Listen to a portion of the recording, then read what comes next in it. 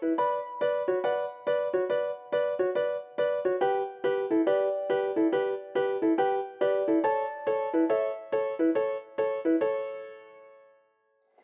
everyone, welcome to episode 5 of our viewer Q&A, where we answer questions from viewers like you.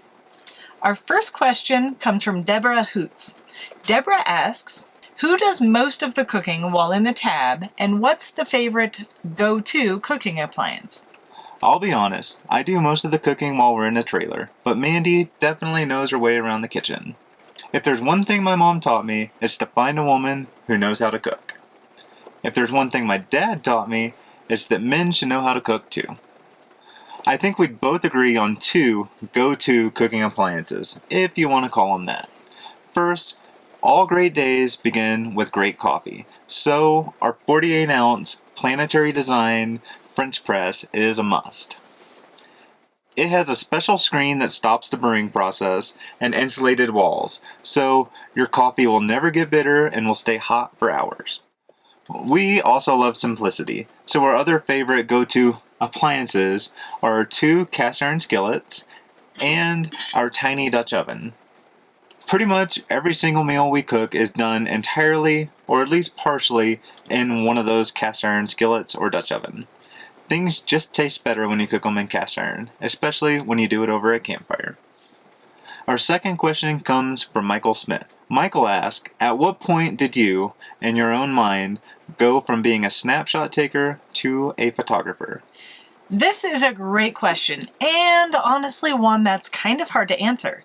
People often ask when I began photography, and that's not really clear. When I was 15, I got my first job at a Ritz camera store in my local mall, and I stayed in camera stores for the next 18 years. She's old. But to say when I actually became a professional photographer, I define by 2 things. The first is when I started getting jobs outside of the camera store. And the second is when I stopped doing jobs for free. Most photographers start doing free trade work in the beginning, but at some point your skill becomes high enough, you start doing jobs for yourself where you make an actual living. And that's when I would say I became a professional photographer.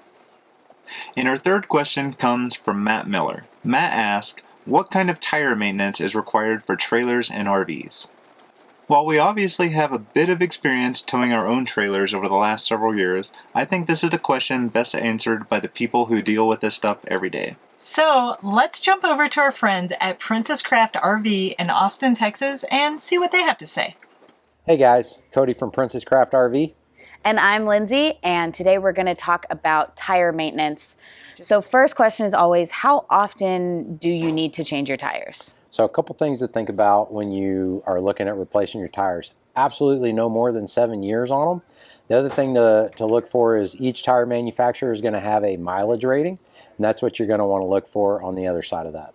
And you always want to check your tires before you go on a long trip. Absolutely. Make sure they're in good condition. The next question is, how often should you grease your wheel bearings? Absolutely. Wheel bearings are super important. Here at Princess Craft, we recommend every year or every 12,000 miles, whichever comes first. And what about rotating your tires? Rotating your tires is kind of tricky. There's a lot of yes and no's on it. If you're looking at rotating your tires, I would just be looking for uneven tire wear. Might lead you to want to do some rotations. You will definitely get longer life if you do rotate them. If you have a single axle, it's going to be a simple side-to-side. Tandem axle, probably doing a cross rotation. Triple axle gets a little tricky, so check with your servicing dealer for sure. All right, so there's some basic tire maintenance answers, and we'll see you next time. Thanks. Bye. All of this information and more can be found by going to our website at mandyleephoto.com. If you have a question you'd like answered, be sure to subscribe to our channel and comment below. Don't forget to follow us on Facebook and Instagram at Mandy Lee Photo, and you can also find Princess Craft at Princess Craft RV. So, here's to more questions from viewers like you. Love and light.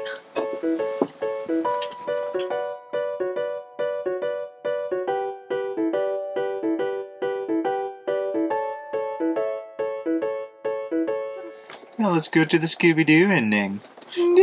Killaloo, killaloo, killaloo.